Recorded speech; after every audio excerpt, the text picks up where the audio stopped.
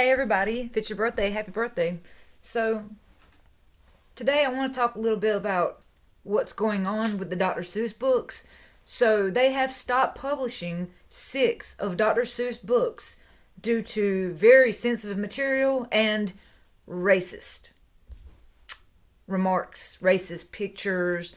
I'm sure you're wondering, Dr. Seuss books, racist, how? Well, there's a book called let's see, that I saw on the Mulberry Street, I think it's called. Okay, it's called And to Think I Saw It on Mulberry Street. And another book called If I Ran the Zoo. They will stop being published because of racist and insensitive imagery. The business that preserves and protects the author's legacy said Tuesday, these books portray people in ways that are hurtful and wrong. Dr. Seuss Enterprises told the Associated Press in a statement that coincided with the late author and illustrator's birthday. Ceasing sales of these books is only part of our commitment and our broader plan to ensure Dr. Seuss Enterprises catalog represents and supports all communities and families, it said.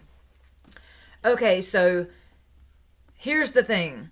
And to think I saw it on Mulberry Street. In that book is an Asian person who is being portrayed wearing a conical hat. I hope I said that right. A conical hat and holding chopsticks and eating from a bowl. And if I ran the zoo, it includes a drawing of 2 barefooted African men wearing what appear to be grass skirts with their hair tied above their heads. Now, books by Dr. Seuss, let's see, it shows his birthday and all that, okay, have been translated into dozens of languages as well as in Braille and are sold in more than 100 countries. He died in 1991. He remains popular, earning an estimated $33 million before taxes in 2020, up from $9.5 million 5 years ago. The company says. Now, Forbes listed him number 2 on the highest paid dead celebrities of 2020, behind only the late pop star Michael Jackson. And that's so interesting. Does that go to the families? Does it go to a charity, like the estate? Like, where does it go? Within hours of Tuesday's announcement, Dr. Seuss books filled more than half the top 20 slots on Amazon.com bestseller list. Mulberry Street and If I Ran the Zoo were on the list, along with All the Places You'll Go, Green Eggs and Ham, and others still being published.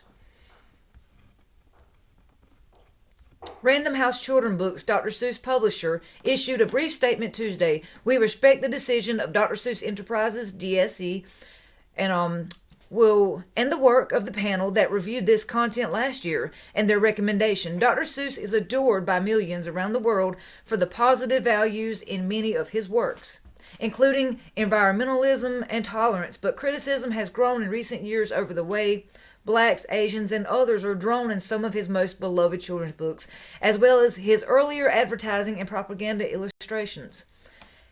And I'm going to say this.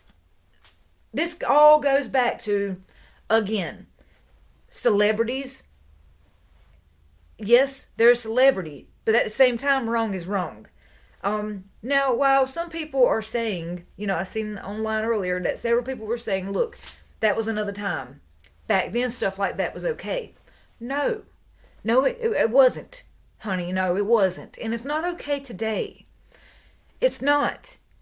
And we got to stop making excuses for celebrities, for non-celebrities, for everybody, everywhere. We have to stop making excuses for racism. There is no excuse for it.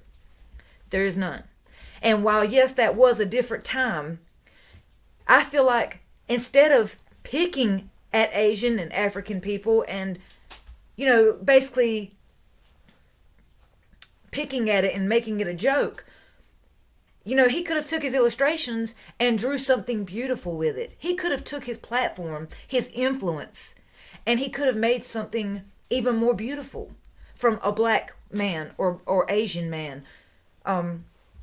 He could have changed how we see this today. He could have drawn the most beautiful of black men in that book. If I Ran the Zoo. He could have illustrated something beautiful of a black man and put that in his book. And there's no telling how much of an influence that could have had from back then to now. Does that make sense, what I'm trying to say? He could have drawn a great illustration of an Asian man. And it didn't have to be a funny look or lines for eyes and eating rice with chopstick. He could have just drawn an Asian man, in the Asian man's the story. I just don't, and I get it. Some people are saying on the internet, well, wait a minute. I don't think he was picking on Asians. I think that's just how he was portraying Asians in his mind. But again, it's not okay. I mean, it's not okay. The situations that are going on in the book, in the story, the illustrations. It's just like your stereotype. Oh, well, he's Asian. He must eat rice and must have chopsticks. That kind of situation, and it's not okay. I don't blame them for stopping the books. They should. And again, this goes back to the black cartoons, the early days, way on back when cartoons were first starting. Have y'all watched any of those? We'll have to do a video on that sometime. Those are the most racist, disgusting cartoons. I can remember years and years ago, back when I was little, and we used to have, like, Saturday morning, we'd get up and eat breakfast, we'd do our chores, and gosh knows we got up early, really early. And then we'd have like an hour to watch cartoons, Looney Tunes, stuff like that. Johnny Quest, He-Man, just different stuff. And my grandma would talk about how there was never any black characters in cartoons, and she never understood that. Because even in the 80s and the 90s, black people were a huge part of our society. And my grandma was always like, they never, ever put black people in movies, cartoons. They never add them into anything. It's like they purposely leave them out. It's like society acts like white is the only normal race that can be in a show or a book or this or that. And when they do draw another race, they make it funny. They make it so stereotypical, or a stereotype. Sorry, dog here on my computer. What I'm saying is they'll put like the bone through the nose and the hair up in a ponytail and the grass skirt or with the chopsticks why can't you just draw a powerful story about that person and not make it funny or not make it picking on that person? Why does it have to pick on that person, and bully that person's culture, that person's race? Just make a normal book. We have an author from, hold on, I'll pull the name up. I seen it the other day. So in North Carolina, a family created a pop-up store that sells children's books featuring main characters who are black to counter the lack of diversity in literature. The idea was born in 2019 when 8-year-old Langston Miller, named after the Harlem Renaissance poet, told his parents about his dream of becoming a writer.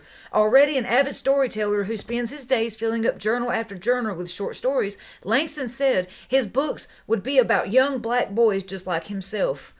I love that. I love that his parents support him in his dreams. That's so amazing. And that at 8 years old, he sees the world for what it is and wants to change it. That is so amazing. He says, I want books to show us black children the way we are. Beautiful, handsome, intelligent, and smart, he told CNN. That's so sweet. Inspired by Langston's dream, his parents set off on a mission to see how many books they could find that feature characters who look like him and his 4-year-old brother, Emerson, who was named after Ralph Waldo Emerson, the 19th century American transcendentalist poet. I can't say that word hardly. We spent more than 2 hours and ended up finding just 5 books that had the style and quality of the stories he wanted to write, his father Dwayne Miller told CNN. When we noticed there wasn't space for him, we decided to make that space for him ourselves. Months later, Literature Station was born. In the mid-2019, the independent bookstore sells books written for, by, and about the African diaspora and specializes in the pop-up market. Miller and his wife, Victoria Scott Miller, find spots like hotel lobbies, boutiques, old churches, art galleries, and even alleyways to transform their temporary spaces to sell books. At some of their pop-ups, the family of 4 host storytime hours where they read to customers and their children to highlight people of color and their narratives, Scott Miller says. Langston, at this time was now 9, said the store plays an important in Raleigh's black community. I think they meant to put plays an important role, but the news article messed up. Either way, and it does play an important role in Raleigh's black community. You know, we need this in North Carolina, especially North Carolina. Like that, it's one of the racist states. I grew up in North Carolina, and it is so homophobic, racist, transphobic. Like really.